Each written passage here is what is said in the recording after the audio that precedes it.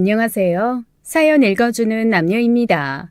오늘도 와주신 여러분 감사드리며 그럼 오늘의 사연 바로 소개해드리겠습니다. 아이씨, 장모님, 저 이런 거 안 먹는다니까요. 옷에 냄새 배겨서 싫다고요. 제발. 촌스러워가지고 진짜. 박서방, 그래도 내가 이거 작년에 열심히 만든 건데 조금이라도 먹어봐. 옷에 냄새 배는 거 요즘은 금방 빼더만. 장모님이나 실컷 드세요. 요즘 여자들은 이런 냄새 나는 남자 경멸한다고요. 아니 자네 여자들한테 냄새 맡게 할 일 있나? 사람 사는 게 다 그렇지. 먹고 살자고 하는 건데. 작년에 아픈 팔로 열심히 만든 청국장을 끓여주었더니 사위는 제게 짜증을 냈습니다. 마음 같아서는 그저 뺨이라도 한 대 후려치고 싶지만 제가 너무나도 아끼는 제 딸과 함께 사는 놈이라 참았어요.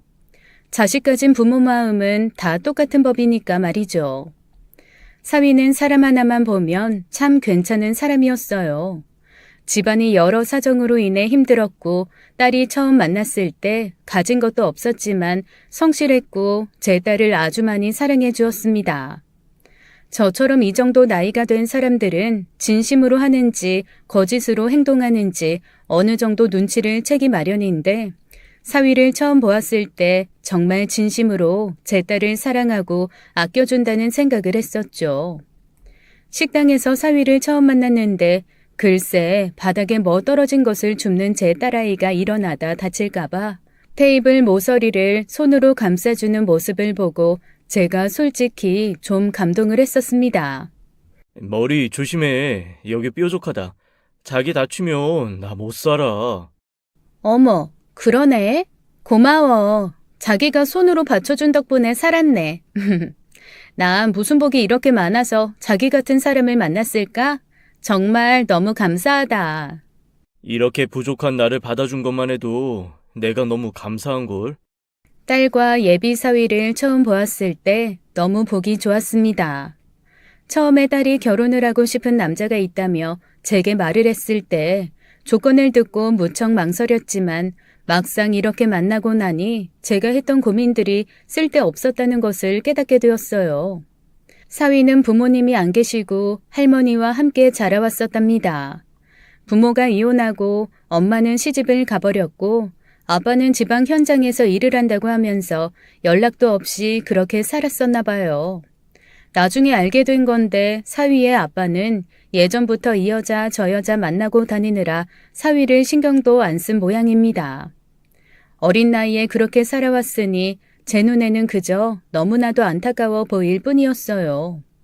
하지만 다행히도 너무 따뜻하고 훌륭한 할머니가 계신 덕분에 사위는 열심히 공부했고 부모의 빈자리를 할머니를 통해 채웠나 봅니다. 사랑도 받아본 사람이 베풀 줄 안다고 할머니께 받은 사랑을 제 딸에게 보여주는 모습이 저는 참 보기 좋았어요. 사위는 열심히 공부를 해서 괜찮은 대학교도 졸업했고 온갖 아르바이트, 휴학을 해가며 학교를 겨우겨우 졸업했다고 했어요. 군대도 다녀오고 그 후에는 절약하는 것이 몸에 배어서 엄청 아껴 쓰고 열심히 돈도 모았죠. 부모가 해주는 근사한 뒷배경은 없었어도 사위의 모습 하나만으로도 제 마음은 충분히 움직이게 되었습니다. 성격도 얼마나 싹싹한지 처음 보는 제게 어머니 어머니 하고 부르며 살갑게 대하는데 기분이 좋더라고요. 어머니, 이거 좋아하세요? 이 식당에 더덕 무침이 유명하다고 하더라고요. 이것 좀 잡숴보세요. 여기요. 아유, 난 괜찮아요. 여기 두고 다 같이 먹으면 돼요. 나 팔 길어요. 아닙니다. 저희는 앞으로도 먹을 날이 많으니까 좋은 거 맛있는 건 어머니가 꼭 저희보다 더 많이 드셔주세요. 그래야 저도 마음이 편해요. 저희 할머니한테 더 많이 맛있는 음식 못 사드린 것이 지금 너무 한이 맺혀서요. 그 당시 예비사위의 할머님은 몸이 편찮으셔서 요양원에 계신 상태였습니다. 치매 기운도 있고 당뇨 합병증도 있으셔서 집에서 손을 쓸 수 없는 상황이라고 하더군요. 예비사위의 마음 씀씀이가 너무 예뻐서 별로 좋아하지 않는 더덕 무침도 맛있게 먹었고 이런저런 음식들도 참 잘 먹었던 기억이 납니다. 예비사위는 그 당시 할머니가 편찮으셔 결혼을 나중에 하고 싶었는데 제 딸의 뱃속에 아이가 생기는 바람에 결혼을 서두르게 되는 상황이었죠. 예비사위는 할머니가 편찮으신 상황에 마음이 너무 아프다면서 내내 마음이 편치 않은 듯 했어요. 저는 그런 사위의 모습을 굉장히 예쁘게 보았습니다. 제게 개인적으로 전화까지 와서는 자신의 상황을 이해해달라고 하며 죄송하다고까지 말하는데 어느 누가 예뻐하지 않을 수가 있겠어요. 나중에 꼭 돈 많이 벌어서 제 딸을 행복하게 해줄 것이고 평생 제 딸을 위해 헌신하며 살아간다고까지 말하는 예비사위를 철석같이 믿고 제가 그동안 없는 살림에 모아둔 돈까지 척 내놓았습니다. 집 구하고 이것저것 준비하는데 돈이 한두 푼 드는 게 아니야. 아무리 아끼고 쪼개서 한다지만 그래도 남들이 하는 거 반이라도 따라가야 하잖니. 이거 받아. 얼마 되지 않지만 보태서 준비해. 이건 내 딸한테는 죽을 때까지 비밀이다. 알겠지? 어머님, 이게 뭐예요? 아니에요. 어머님도 아버님 없이 혼자 키우시느라 고생이 많으셨을 텐데, 저 절대로 이 돈 못 받습니다. 절대로 못 받아요. 잔말 말고 받아줘. 그래도 내 딸 결혼하는데 번듯하게 해주고 싶은 엄마 마음이라고 생각하고 사위도 아들이니까 자네도 번듯하게 해주고 싶은데 내 능력이 이것밖에 안 되네. 어머니, 살면서 저를 이렇게 따뜻하게 챙겨주시는 분, 어머니가 처음이세요. 너무 감사하고 죄송하고, 앞으로 저 살면서 민경이한테 정말 잘할게요. 최선을 다해서 민경이만 사랑할게요. 그래, 자네 할머니도 누워 계신데 이렇게 성급하게 하는 게 조금 그렇다만 분명히 할머니도 기뻐하실 걸세. 아무 생각 말고 앞으로는 행복하게 사는 것만 생각해. 알겠지? 예비사위는 진심 어린 눈물을 흘렸습니다. 그 모습을 본 저도 정말 사람 잘 얻었다 싶었죠. 주변 지인들 말을 들어보니 누구는 대기업에 다니는 사위를 얻었고 누구는 또 건물주 부모를 가진 사위를 만나서 돈 걱정 없이 잘 산다고들 하더군요. 하지만 저는 그런 것 하나도 부럽지 않았습니다. 결혼 생활이라는 거 살아보면 알겠지만 각 가정마다 꼭 어떤 어려움 하나쯤은 다 있는 법이니까요. 그게 돈에 관련된 어려움이 가장 속 편하다는 것을 너무나도 잘 알고 있었답니다. 제가 딱 그 꼴이었거든요. 지금은 하늘나라에 있는 제 남편이 장애가 있었는데 저희는 돈에 관한 어려움 빼고는 다른 무엇도 힘든 일이 없었어요. 남편은 저를 아주 많이 사랑해 주었고 가족에 대한 희생과 배려가 몸에 배인 사람이었습니다. 지지고 볶고 싸울 일도 없었고 바람을 피우거나 술을 먹고 횡포를 부린다거나 하는 일이 단 한 번도 없었기 때문에 저는 지난 결혼 생활이 참 행복하다고 말할 수 있을 것 같아요. 같이 일하는 사람들 중에서도 이혼한 집이 세 집이나 있을 만큼 결혼 생활이라는 게 참 힘든 일이라는 걸 가까이에서 지켜봤기 때문이었죠. 남편을 대신해서 일을 하고 아이들을 돌보는 일이 쉽지만은 않았지만 그래도 저는 나름대로 행복하게 살아갈 수 있었던 것 같습니다. 그런 삶을 살아왔기에 딸이 고른 남자가 정말 착한 사람이라는 것을 느낄 수 있었죠. 예비사위를 만나고 난 후 집으로 돌아가는 길에 마음속으로 남편에게 고마운 인사까지 전할 정도로 저는 마음에 들어 있었어요. 여보, 당신이 우리 딸한테 이렇게 멋진 놈 보낸 거야? 하늘에서 다 보고 있지? 좀 어렵게 살면 어때? 마음 착하고 평생 우리 민경이 하나만 사랑하고 아껴줄 놈인데. 지 할머니한테 하는 거 보니까 나한테도 앞으로 잘할 것 같고.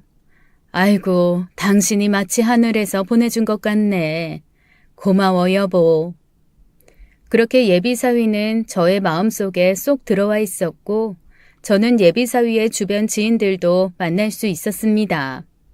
먼저 예비사위와 가깝게 지낸다는 사촌 누나가 한 명 있었는데요. 홀로 어렵게 커서 힘들게 살아가는 예비사위에게 사촌 누나는 많은 도움을 주었다고 했죠.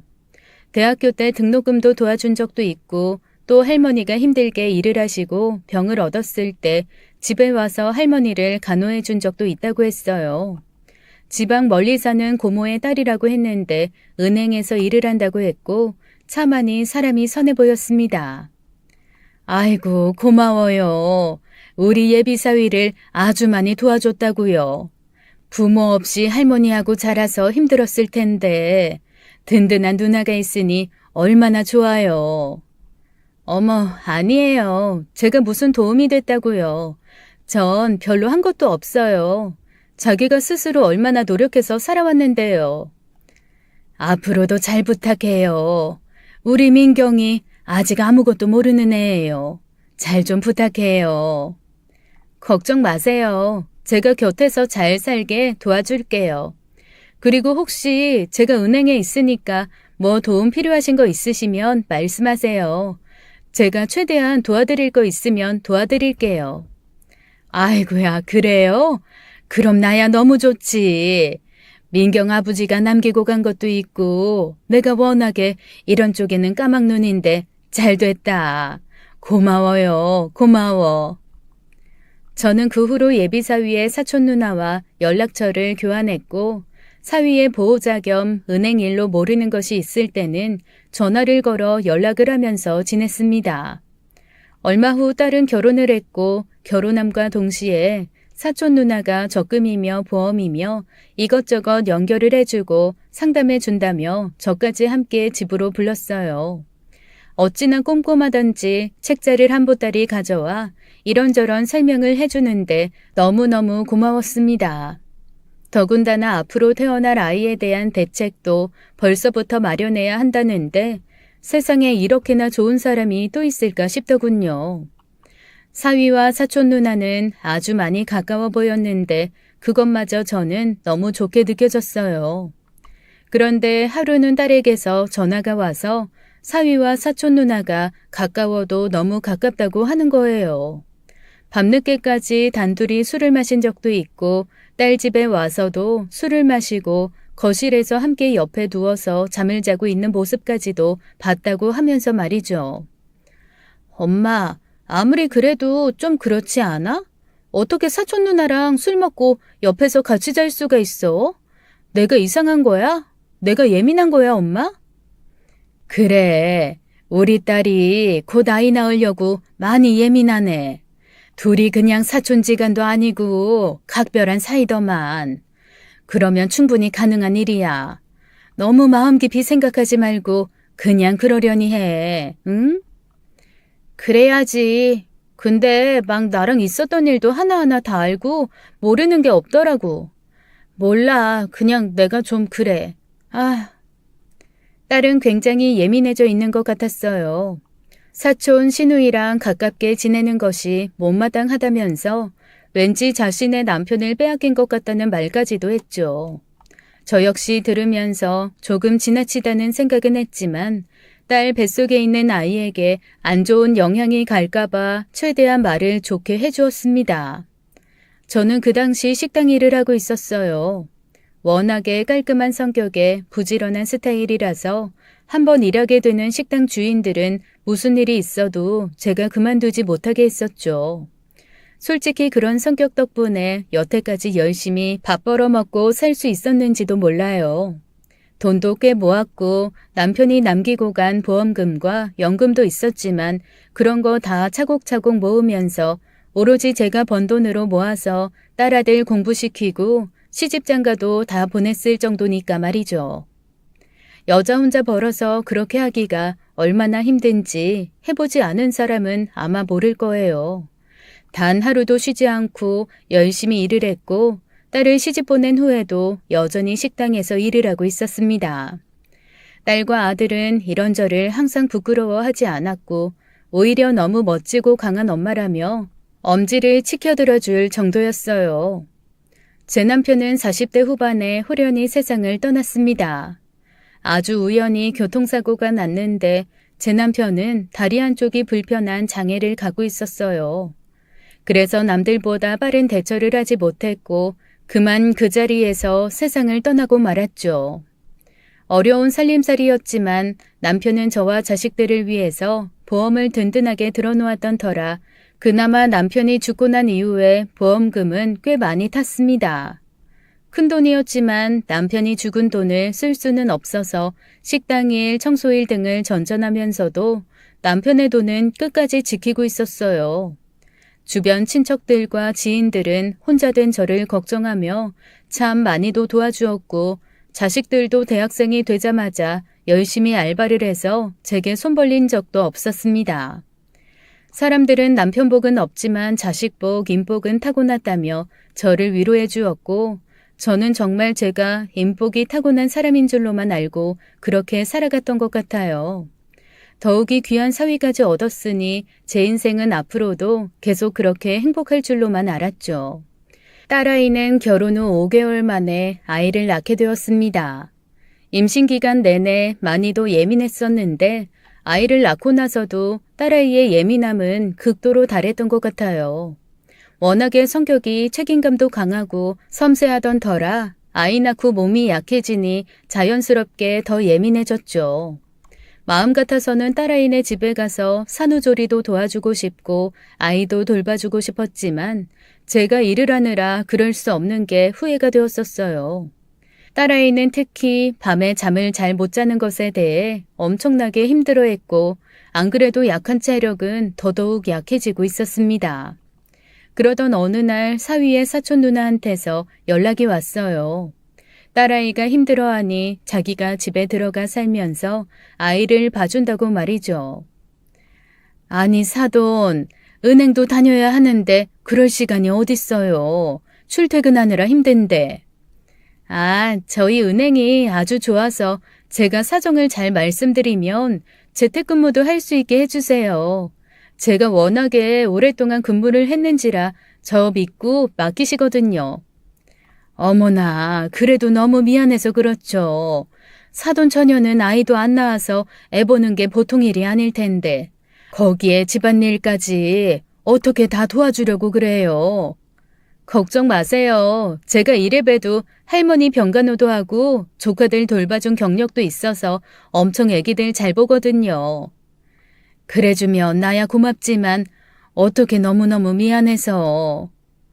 사돈 어르신, 그럼 제가 은행 쉬는 동안 실적 좀 올릴 수 있게 예적금이나 뭐 보험 같은 것 좀 해주세요. 저번에 말씀하신 어르신 보험료랑 이런 거 있으시다고 하셨던 것 같은데요. 사돈 처녀는 아이를 돌봐주러 딸네 집으로 들어간다고 했고 그 대신 저보고 자신의 일에 실적을 좀 올리게 도와달라는 말을 했어요. 그 말을 들으니 어떻게 거절을 할 수가 없겠다고 생각이 들었죠. 이렇게까지 제 딸을 생각해주니 저도 뭔가 마음을 보여주는 게 맞다고 생각했습니다. 결국 그렇게 저는 그 사돈 처녀에게 제가 갖고 있던 남편의 보험금과 연금 등을 모두 얘기했고 그 돈을 관리해준다는 말만 철석같이 믿었죠. 설마 하니 무슨 일이 있을까 하는 의심은 단 1%도 하지 않았던 것 같습니다. 그렇게 사돈 처녀는 딸 집으로 들어가서 생활하며 아이를 돌봐주고 집안일을 대신해 주었어요. 자주는 아니었지만 저도 어쩌다가 딸 집에 들러보면 말끔하게 정리가 잘 되어 있고 냉장고에 반찬도 잘 만들어 놓은 것을 보니 마음이 놓이더라고요. 딸도 조금 불편한 부분은 있지만 그래도 밤에 편안하게 잠잘 수 있어서 너무 좋고 가끔 아이를 맡겨놓고 혼자 밖에 외출을 할 수 있게도 해준다고 했습니다. 그렇게 몇 달의 시간이 지나던 중에 하루는 딸이 울면서 전화가 왔어요. 엄마, 나 정말 너무 황당해서 엄마한테 물어보고 싶어. 내 남편이랑 신우 말이야. 정말 이상해. 아주 이상하다고. 왜 우리 애기를 데리고 셋이 같이 잠을 자?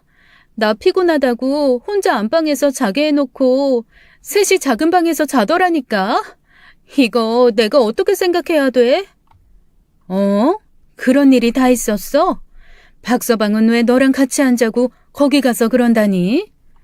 한두 번도 아니고 나를 맨날 피곤하고 그런 사람으로 몰고 지네 둘이 쏙닥거리면서 맛있는 거 시켜 먹고 가끔은 밖에서 밥도 사 먹고 오는 것 같고 그리고 저번에는 나보고 마사지 받고 오라고 티켓까지 끊어줘서 갔다 왔더니 한낮에 남편이 집에 들어와서 신우이랑 같이 있더라니까.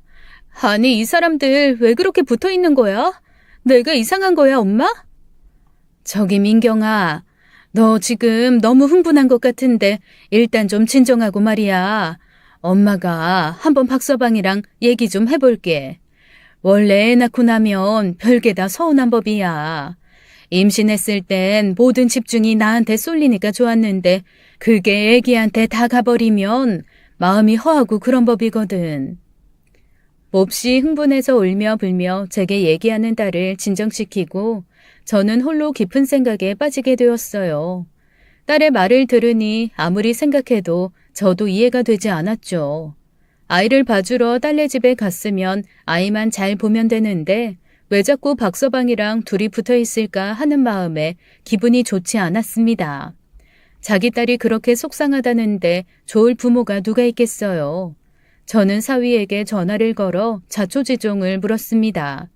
사위는 제 말을 듣자마자 황당하다는 듯이 헛웃음을 한번 웃더니 제 딸이 완전히 큰 오해를 하고 있다며 걱정된다는 소리까지 하더군요. 어머니 사실 제가 이런 말씀까지 드리고 싶지는 않았는데 민경이가 조금 힘든 것 같아요. 갑자기 일도 안 하고 집에만 있으니까 답답하고 그래서 그런가 저를 아주 옴싹달싹도 못하게 하네요. 저는 퇴근해서 아이 보고 싶은 마음에 아이와 놀아주다가 잠이 든 건데 그것도 뭐라고 하고 항상 자기 옆에만 있어주길 바라는데 제가 그걸 어떻게 들어주겠어요. 사위의 말을 들으니 그것도 일리가 있게 느껴졌습니다. 솔직히 제 딸이지만 아이를 낳고 마음고생을 했다는 것을 제가 잘 알고 있는지라 사위의 말을 듣고 딸이 걱정되기도 했어요. 그래서 하루는 제가 직접 딸 집에 가서 하루 자면서 딸이 생각하는 고민이 뭔지 직접 두 눈으로 확인을 하자고 마음먹었죠.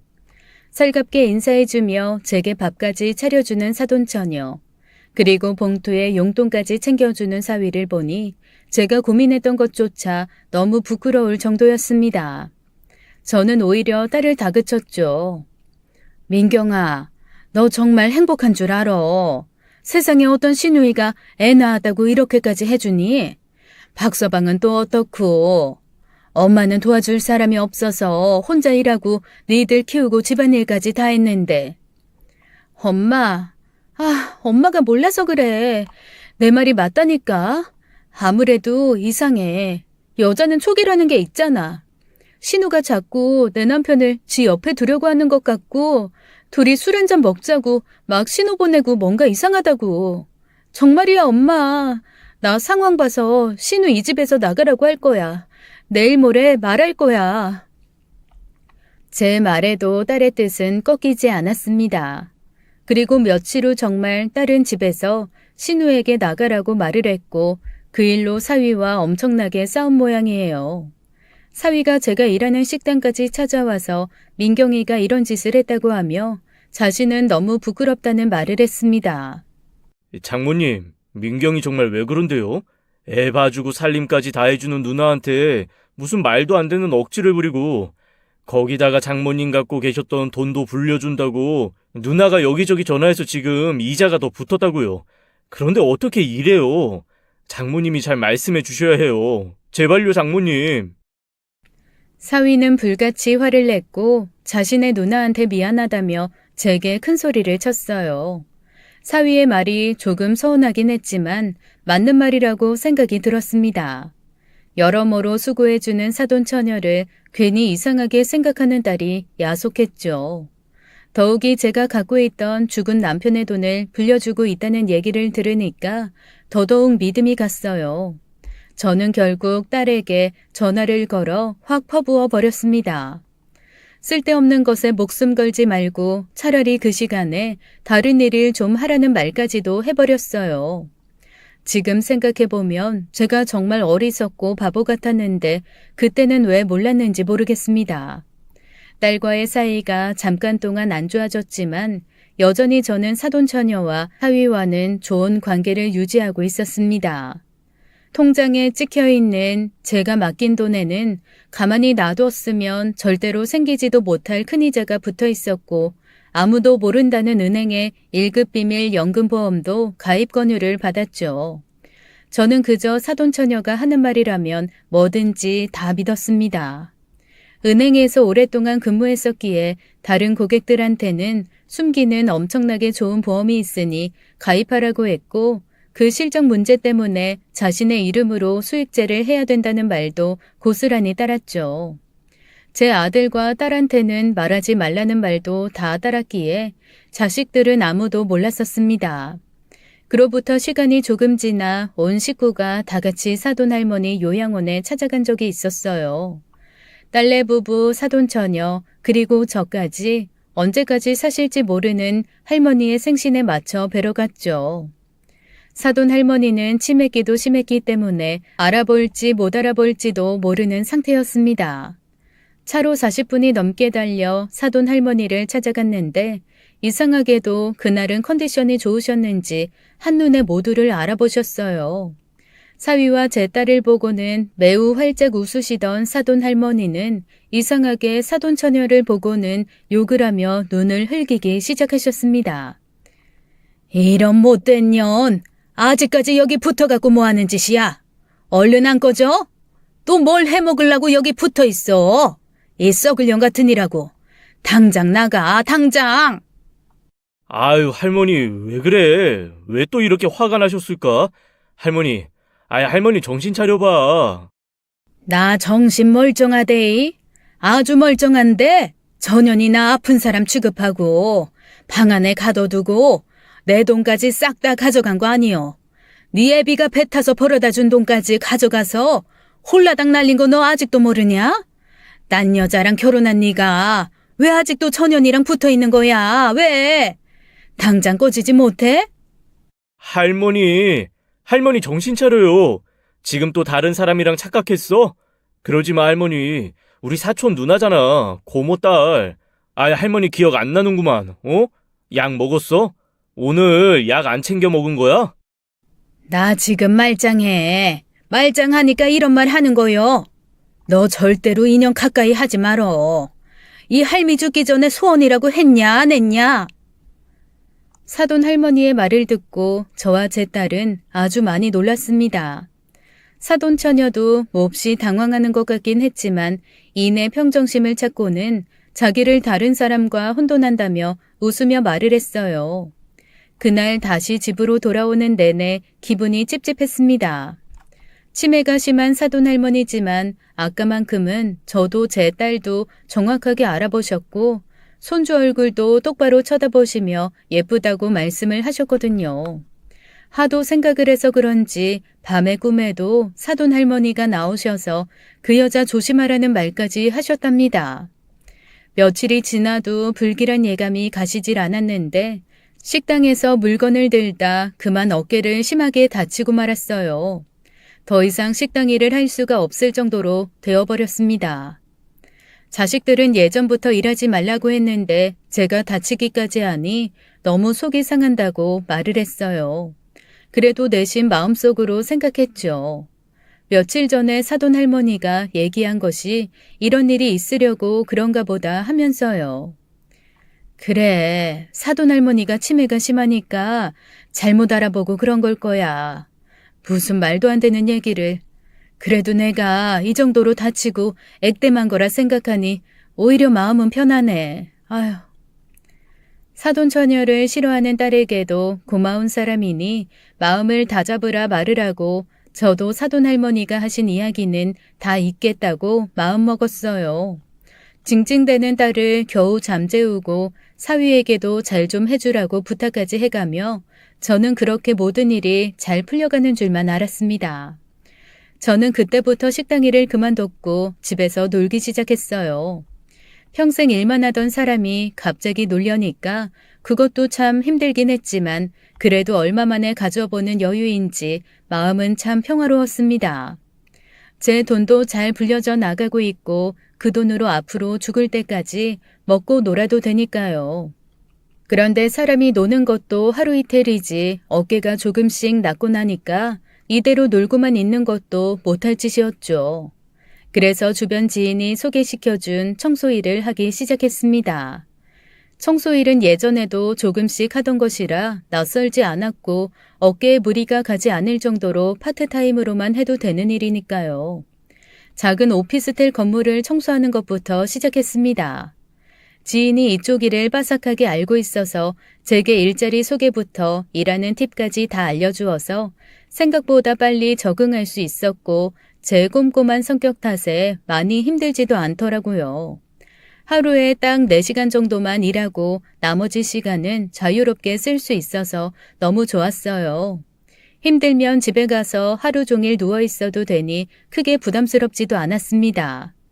그러던 어느 날 친구가 모텔에서 일을 해보면 어떻겠냐고 하더군요. 보수가 일반 오피스텔보다 더 세고 까다롭게 구는 손님도 없어서 참 괜찮다고 했습니다. 친구 말만 듣고 그곳으로 일자리를 옮겼고 사람들이 많이 없는 오전 시간에 주로 일을 하기 시작했어요. 처음에는 어떤 사람들이 이런 곳에 오나 싶었습니다.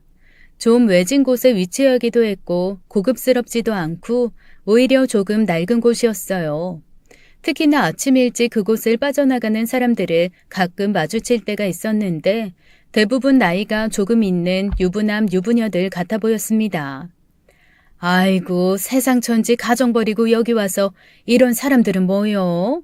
한심한 놈들. 한심하다 한심해. 말만 모텔이지 거의 여관 같은 수준의 방 안은 수건이며 이불이며 너저분하게 다 벌려놓고 심지어는 방 안에서 담배를 피우는 사람도 참 많았습니다. 저는 그곳을 청소하며 제 자식들은 절대로 이런 곳에 가지 않을 것이라는 믿음이 있었어요. 낡은 모텔만이 가지고 있는 그 특유의 냄새를 맡으면서 말이죠. 그러던 어느 날 자식들과 식사를 하던 자리가 생겼습니다. 손주 녀석이 어느새 5살 생일을 맞아서 다 같이 식사를 하는 모임이었어요. 그곳에는 제 아들 식구, 딸내 식구, 그리고 사위의 사촌 누나까지 자리를 함께 했습니다. 손주 녀석이 좋아하는 아이스크림 케이크까지 사서 모두들 축하해주러 한자리에 모였는데 문득 사위한테서 낯설지 않은 냄새가 나더군요. 순간 강하게 떠오른 생각은 제가 일하는 곳이었습니다. 매일 제가 청소하는 곳이기 때문에 저는 정확하게 기억하고 있었죠. 뭔가 이상한 마음이 들어 사위를 자세히 한번 쳐다보니 사위가 흠칫 놀랐습니다. 장모님, 제 얼굴에 뭐 묻었어요? 왜 그러세요? 아, 자네 요즘 회사가 바쁜가? 얼굴에 살이 좀 빠진 것 같아서. 혹시 오늘 어디 있다가 온 건가? 요즘 회사가 엄청나게 바빠요, 장모님. 아주 제가 밥도 못 먹고 다닌다니까요. 그나마 누나가 챙겨주는 도시락이랑 과일 먹으면서 연명하고 있어요. 아, 그렇구만. 장모가 돼서 사위한테 밥이라도 더 챙겨줘야 하는데 미안하네. 내심 흘려가는 말을 하긴 했지만 사위에게 나는 그 향기에 저도 모르게 살짝 기분이 언짢아진 것 같았어요. 그런데 더 황당한 일이 벌어졌습니다. 제 며느리가 화장실에 갔다가 사돈 처녀가 제 손주에게 하는 이야기를 들었는데 제게 조심스럽게 말을 해주더라고요. 어머님, 근데 저 사돈 아가씨 말이에요. 뭔가 좀 이상해요. 제가 화장실에서 들었는데 우리 민웅이한테 자기를 왜 엄마라고 부르죠? 아니 아가씨가 뻔히 있는데. 뭐야? 무슨 말도 안 되는 소리냐 그건? 네가 뭐 잘못 들은 거 아니야? 설마 하니 사돈 처녀가 왜 그런 말을 하겠어? 아직 시집도 안 간 처녀가. 아니에요 어머님. 화장실 안쪽에서 하는 얘기 분명히 들었어요. 민웅이한테 사람들 있을 때는 엄마한테 고모라고 불러야 한다면서 가짜 엄마한테 엄마라고 해야 된다고 막 그러더라니까요. 안 그러면 혼난다고. 아니 그게 정말이냐? 이게 다 무슨 소리야? 난 도대체 이해가 안 되는데. 사실 어머님, 저도 아가씨한테 몇 번이나 얘기 들었는데 아가씨 요즘 정신과 다니면서 상담 받는 거 아세요? 사돈처녀 때문에 너무 스트레스 받는다고 하더라고요. 더군다나 어머님 돈까지 거기에 얽혀 있어서 뭐라고 말도 못한다고, 자신이 불효하면 안 된다고 하면서. 근데 어머님, 여자한텐 직감이라는 게 있잖아요. 아무 이유도 없이 아가씨가 왜 그러겠어요? 며느리 말을 들으니 제가 그동안 너무 무심했다는 생각이 들었어요. 딸이 그렇게 힘들어서 정신과까지 갔다고 하는데 저는 그저 아무것도 아니라며 넘어가고 있었으니 말이죠. 며느리 말을 듣자 하니 저도 하나 문득 생각난 것이 있는데 이상하게 손주가 제 딸에게 엄마라는 소리를 잘하지 않는 것이었습니다. 손주 녀석은 말을 많이 하지 않는 아이였는데 무슨 말을 할 때마다 사돈처녀 얼굴을 한 번씩 쳐다보는 것이 꼭 눈치를 보는 것 같이 느껴지더군요. 몇 번이나 그런 모습을 보면서 조금 이상하다 생각했었는데 며느리 말을 들으니 뭔가가 분명히 있다는 생각이 들었습니다. 그래서 그때부터 사돈처녀와 사위를 유심히 살펴보기 시작했어요. 며칠 후 일을 빼고 아침부터 딸아이의 집 앞으로 가보았습니다. 딸아이 대신 사돈처녀가 아이를 유치원차에 태워보내는 모습이 저 멀리 보이더군요. 그리고 잠시 후 골목에 세워져 있는 자동차로 향하는 사돈처녀의 모습이 보여서 따라가 보았더니 그 차는 다름 아닌 사위의 차였습니다. 저 차는 제가 회사 승진 기념 선물로 사준 차로 현금이 부족해 제가 할부를 직접 갚고 있는 차였죠. 사위가 하도 오래된 차를 타고 다니는데 손주를 태우고 다니는 것이 불안해서 사주었던 차였습니다. 그래도 여기까지는 뭔가가 사정이 있겠지 하면서 딸에게 얼른 전화를 걸어보았는데 딸이 하는 말이 사위가 지방 출장을 갔다고 하는 거예요. 엄마, 박서방 어제 지방 출장 갔어. 형님도 오늘 아이 등원해주고 며칠 동안 어디 간다고 하더라고. 안 그래도 나 오늘 애기 데리고 엄마 집으로 갈까 했는데 웬일로 전화를 다 했어? 그랬구나. 박서방은 어디로 출장 간 건데? 확실히 출장 간 거 맞아? 엄마 왜 그래? 아침부터 이상하다. 지금 일할 시간 아니야? 출장 간 거 맞지 그럼 어딜 가? 나도 하도 형님이 밖에 나가서 뭐 배우라고 해서 바리스타 자격증 따려고 학원도 등록했어. 그러니까 한결 낫네. 엄마 이따가 내가 애기 유치원 갔다 오면 데리고 갈게. 우리 맛있는 거 먹자. 딸의 말을 들으니 하늘이 무너지는 것 같더군요. 여태껏 보여왔던 사위의 행동들이 하나둘 생각이 났고 그 퍼즐 조각이 하나씩 맞춰지는 느낌이 들었어요. 바보 같은 딸내미가 안쓰럽고 불쌍해서 어쩔 줄을 몰랐고 이상하게 눈에서는 하염없이 눈물만 쏟아져 나왔습니다. 아이고 이게 무슨 일이야. 지방 출장 갔다고 거짓말하고 둘이 어딜 가는 거야. 도대체 이것들이 정말 여태껏 내 딸이 했던 말이 그럼 진짜라는 소리야? 이것들이 그럼 무슨 관계라는 거야? 그럼 내 돈은? 내 돈은 어떻게 된 거지? 저는 순간 뭔가 이상한 기운을 감지했습니다. 단 한 번도 사돈처녀를 의심한 적이 없이 큰돈을 맡겼었는데 문득 사돈처녀가 정말 은행원인지가 궁금하더라고요. 주변 지인들도 은행 재택근무가 어디 있느냐면서 아무리 들어도 그런 얘기는 처음 듣는다 했던 얘기가 생각이 났습니다.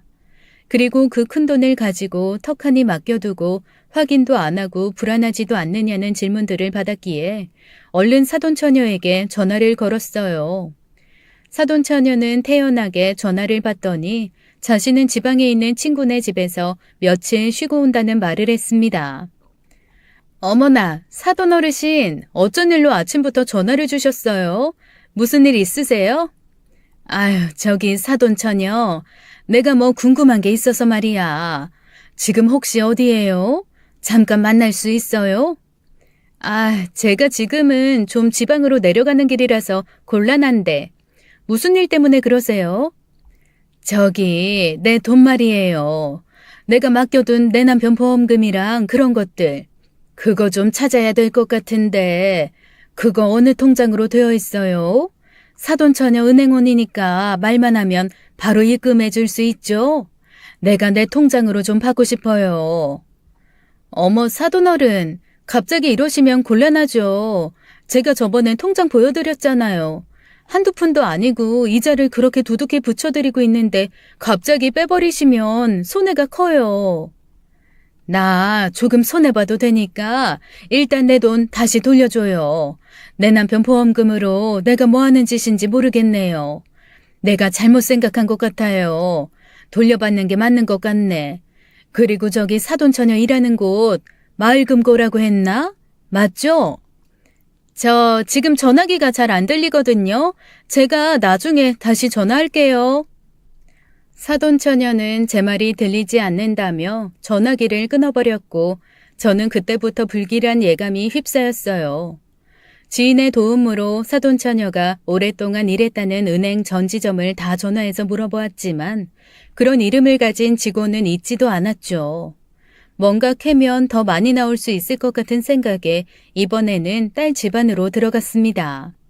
저를 본 딸은 화들짝 놀라며 무슨 일이냐고 물었어요. 딸이 많이 놀랄까봐 정확한 말은 하지 않고 일단 사돈처녀의 짐을 하나하나 확인해 보았고 더불어 사위와의 관계에 대해서도 의구심을 품었습니다. 그리고 결국 저는 놀라운 사진 하나를 발견하게 되었어요. 제 손주와 사위 그리고 사돈처녀 셋이 다정하게 어깨동무를 하고 찍은 사진을 사돈처녀가 가방 안에 고이 간직하고 있었습니다. 누가 봐도 가족 사진이라고 믿을 만큼 다정한 사진이었는데 그 안에 제 딸은 없었죠. 셋이 이렇게 가족 행세를 하며 노는 동안 제 딸은 정신과에 다니며 우울증 약까지 먹었다는 사실을 알게 되니 머리끝이 쭈뼛쭈뼛 섰습니다. 우글우글 화가 머리끝까지 났고 마음속에서는 천불이 솟아오르는 것 같았죠. 엄마, 왜 그래? 무슨 일인데 그래? 갑자기 짐을 왜 뒤져? 무슨 일 있지? 그런 거지? 얼른 말해봐, 엄마. 얼른! 아이고, 우리 민경아. 엄마가 미안하다. 미안해. 그냥 바보같이 아무것도 모르고. 아휴, 내가 아주 우리 딸을 바보로 만들었다. 가만히 눈 뜨고 바보 취급을 당했어. 아이고, 민경아. 엄마, 그게 도대체 무슨 말인데, 응? 나 고생만 하고 살았던 우리 엄마한테 무슨 일 있는 거 너무 싫어. 그러니까 얼른 말해줘. 내가 다 혼내줄게. 앞으로는 네가 하고 싶은 대로 다 하고 살아. 사돈처녀가 엄마 돈을 얼마를 불려주든 말든 아무 신경도 쓰지 말고 네가 의심하는 거 밀어붙이고 아주 요절을 내버려.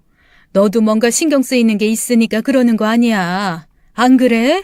내 이 두 것들을 아주 그냥... 황당한 눈빛으로 쳐다보는 딸을 뒤로하고 저는 그 집을 나왔습니다. 그리고는 집으로 돌아가 어떻게 해야 할지 수백 번, 아니 수천 번쯤은 고민했던 것 같아요.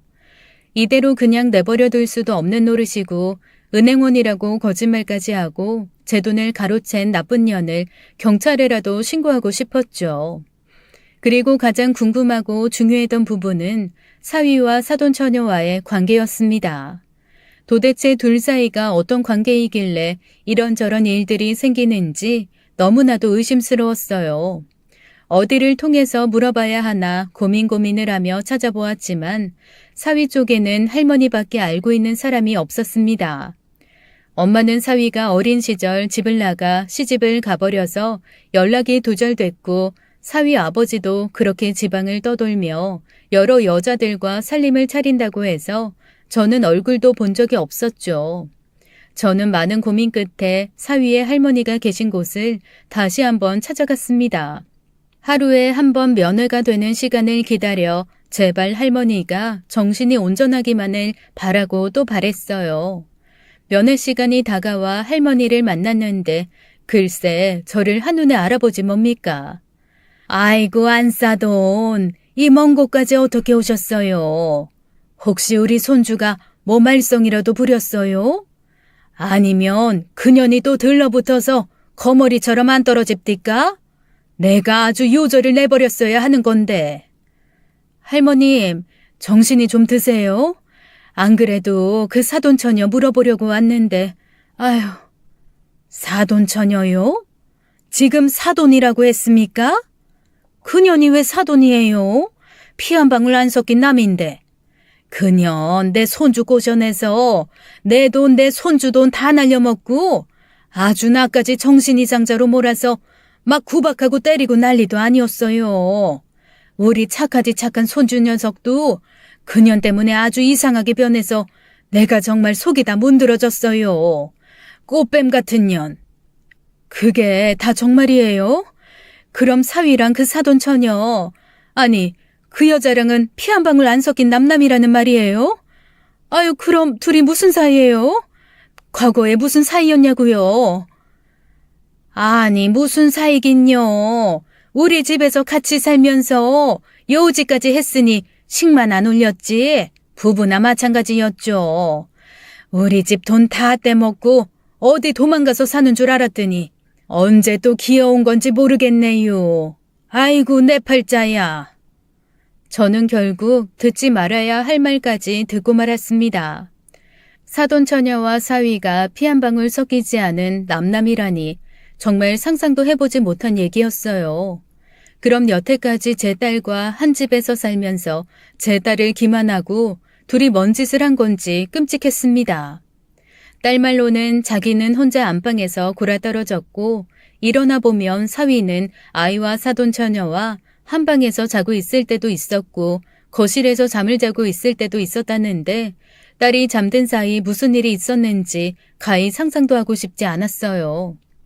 사돈 할머니의 말이 끝나기가 무섭게 저는 악하며 소리를 질러버렸습니다.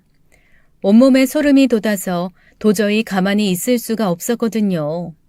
이 두 년놈들을 찾아서 아주 저 세상으로 보내버릴 작정을 하고 다시 집으로 돌아왔어요. 하룻밤을 꼬박 새고 어쩔 수 없이 다음날 일터로 향하는데 발걸음이 떨어지지 않더군요. 정신이 혼란한 가운데 그 모텔로 가서 다시 청소를 시작했습니다. 머릿속이 복잡하니 청소도 제대로 되지 않고 아무 일도 손에 잡히지가 않았어요. 오로지 마음속에는 사위와 그 사돈 처녀라고 불려진 그년의 초점이 맞춰져 있었죠. 한 방 한 방을 청소하고 있는데 다른 방에서 손님이 나가는 소리가 들려왔습니다. 손님이 나가자마자 그 방을 청소하러 들어갔는데 테이블 위에서 자동차 키를 발견했어요. 손님이 두고 갔나 보다 생각하던 그 찰나에 자동차 키를 보고는 기겁을 하고 말았습니다. 그 자동차 키는 바로 제가 사위에게 사준 그 자동차 키였어요. 제가 직접 케이스에 넣어서 열쇠고리에 귀여운 것도 달아준 터라 정확히 기억하고 있었습니다. 그리고 저는 얼른 창문을 열어 주차장을 살펴보았고 주차장에서 사위와 그 사돈 처녀 둘이 자동차로 향하는 모습을 발견하게 되었어요. 너무 놀랐지만 저는 얼른 핸드폰을 꺼내어 그 두 년놈들의 사진을 찍었고 잠시 뒤 자동차 열쇠가 없다는 것을 알게 된 사위는 다시 모텔 안으로 들어오고 있었습니다. 저는 얼른 그 방에서 열쇠를 가지고 나와 다른 방 안으로 들어가 문을 잠갔고 제 아들과 딸 모두에게 전화를 걸었습니다. 당장 이곳으로 달려오라는 말과 함께 사위의 사진도 함께 보내주었어요.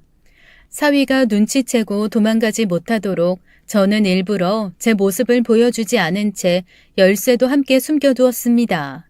잠시 뒤 주인이 제게 전화를 걸어와서 자동차 열쇠를 못 받느냐고 했지만 저는 일부러 그 방에는 들어간 적도 없다고 거짓말을 했어요. 그리고 시간이 지나기만을 간절하게 기다렸습니다. 잠시 후 놀란 아들과 딸이 그 모텔로 달려왔고 다행히 사위가 자동차 보험을 부르기 전에 도착을 했어요. 저는 아들과 딸을 발견하자마자 쓸고 있던 빗자루와 쓰레받기를 가지고 주차장으로 향했고 사위와 그년을 흠씬 두들겨 패버렸습니다. 이 더러운 것들, 이 더러운 것들, 네 년놈들이 감히 이럴 수가 있어? 뭐? 사촌 누나?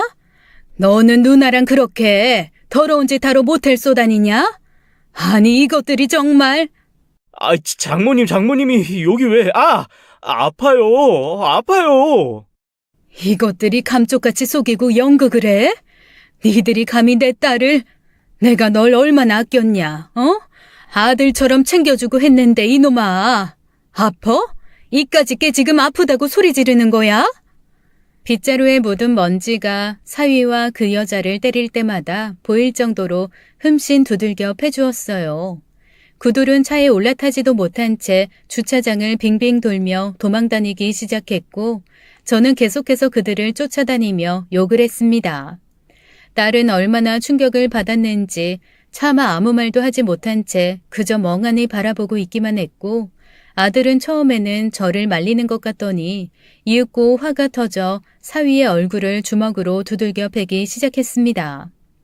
사위는 아들 녀석에게 멱살을 잡힌 뒤 도망도 가지 못한 채 몇 대를 더 얻어 터졌고 결국 그년이 먼저 그 모텔 주차장을 빠져나가 주랭랑을 쳐버렸습니다. 솔직히 모텔도 아닐 정도의 낡은 여관이었는데 여기를 뭐 한다고 왔는지 모르겠더라고요. 이 둘이 여태껏 저질러 왔던 것들을 생각하면 충분히 다른 곳에 살림을 차렸을 텐데 말이죠.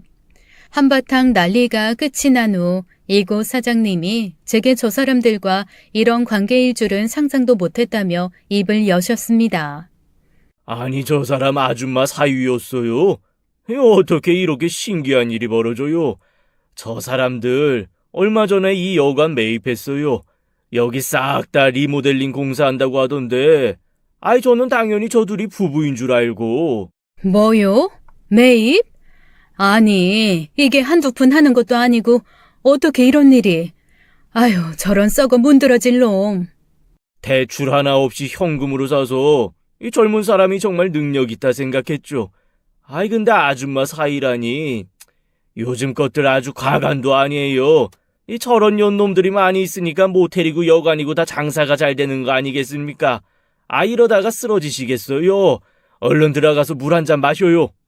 아니, 사위가 이 낡은 모텔, 아니 여관을 샀다니 너무 황당하고 기가 막혔습니다. 돈 없다고 하도 앓는 소리를 해서 제가 자동차까지 사주었는데 현금으로 이 건물을 사다뇨. 순간 불길한 예감이 팍 들었고 결국 저는 제가 그년에게 맡긴 돈이 생각났습니다. 몇 억이나 되었던 보험금, 그리고 연금성으로 받게 된다는 저축 금액도 꽤 큰 돈이었거든요. 돈을 맡긴 그 순간부터 제게 이자 한 푼 주지 않고 사진으로만 보여줬었는데 아무래도 그 돈이 다 여기로 들어간 것이 아닌가 하는 생각이 들었습니다. 애초부터 은행원이라고 거짓말을 해서 저를 현혹시켜 돈을 다 빼낼 작정으로 결혼을 했는지도 모르겠네요. 사람이 사악해도 이 정도로 사악할 수가 있단 말입니까? 하지만 저는 우선 제 돈보다 먼저 제 딸을 챙겨야 했어요. 반쯤 정신줄을 놓고 있는 제 딸을 먼저 일으켜 물을 한 잔 마시게 했고 순간 너무 큰 충격에 빠졌는지 말도 한마디 못하고 있는 딸을 보니 눈물이 앞을 가렸습니다. 아들 녀석은 너무 화가 나서 계속 씩씩대더니 경찰서에 전화를 걸었고 고소를 한다고 했어요. 돈을 가로챈 것부터 시작해서 혼인빙자 사기죄로 고소하면 분명히 성과가 있을 것이라고 했죠. 저희는 그렇게 그곳을 터덜터덜 빠져나왔습니다. 주머니 속에 있던 사위의 차키를 그대로 가진 채로 말이죠. 딸은 집에 도착하더니 그 연놈들의 옷을 다 끄집어내 갈기갈기 찢기 시작했어요. 민경아, 왜 그래? 응? 그만해, 그만. 그 더러운 것들 만지지도 마. 우리 소중한 딸 그딴 거 만지지도 마. 엄마, 어떻게 이놈들이 이럴 수가 있어? 그럼 내 집에서 여태까지 둘이 부부로 살아왔다는 말이잖아. 내가 얼마나 사랑했는데, 내가 얼마나... 아이고, 우리 민경아, 내가 왜 모르겠니? 나도 박서방 정말 사랑하고 아껴줬었어.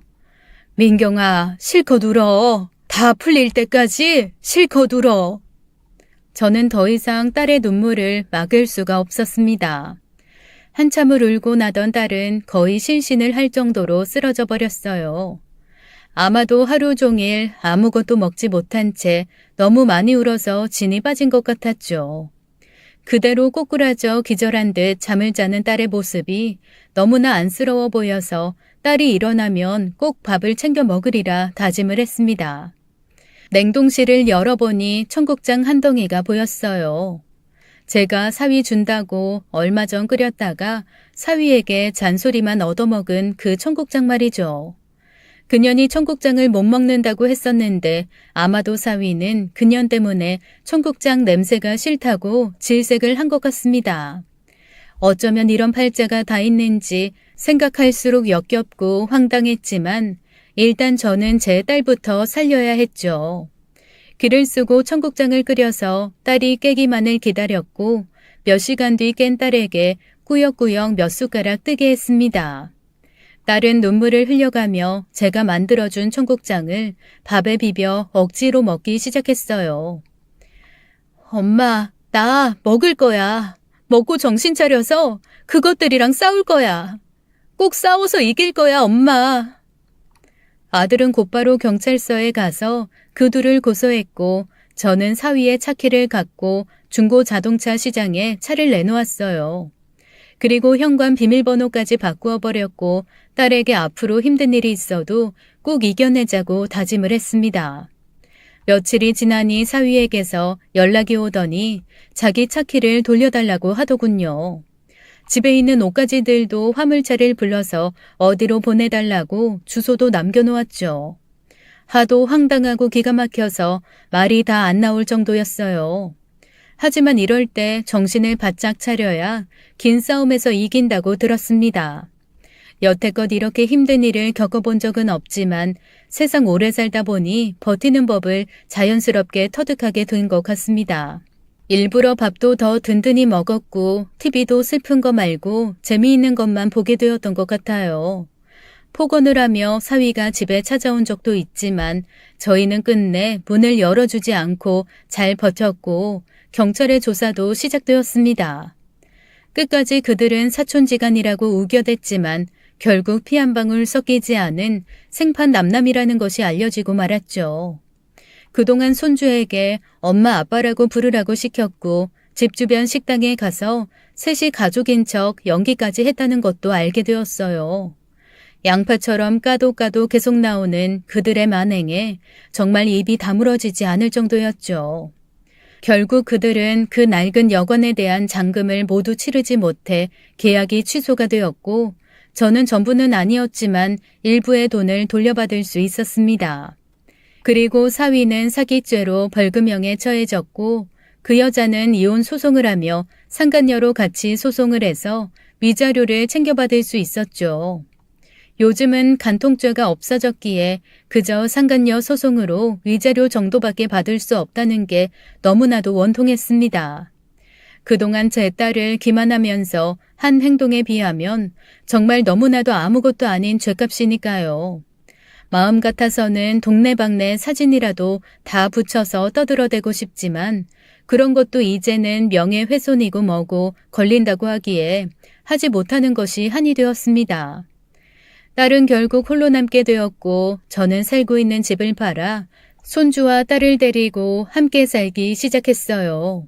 딸은 처음에는 거의 폐인처럼 집에서 나오지도 않고 밥도 먹지 않고 꺼진 방 안에만 가만히 있었는데 그 과정에서 손주 녀석이 참 많이 도움을 준 것 같습니다. 결국엔 손주의 힘으로 딸도 용기를 냈고 다시금 인생을 살아갈 수 있는 힘을 얻었거든요. 예전처럼은 아니지만 그래도 앞으로 카페 창업을 꿈꾸며 바리스타 자격증을 계속해서 준비하게 되었고 저는 저 나름대로 다른 청소 일자리에서 열심히 일을 지속해 나갔습니다. 가끔씩 청국장도 끓여 먹고 맛있는 고깃집에 가서 외식도 하면서 저희는 이렇게 힘을 내고 다시 살아가고 있어요. 인복이 많은 사람인 줄 알고 살아왔던 지난날을 생각하면 지금의 이 상황이 기가 막히지만 이건 역시 앞으로 더 좋은 일이 있으려고 그런 것 같다고 마음을 고쳐먹고 있답니다. 그래야 저도 살고 딸도 살고 손주도 건강히 잘 키울 수 있을 테니까요. 지금까지 사연 읽어주는 남녀였습니다. 끝까지 시청해주신 여러분 감사드리며 저희는 다음 사연으로 돌아올게요. 감사합니다.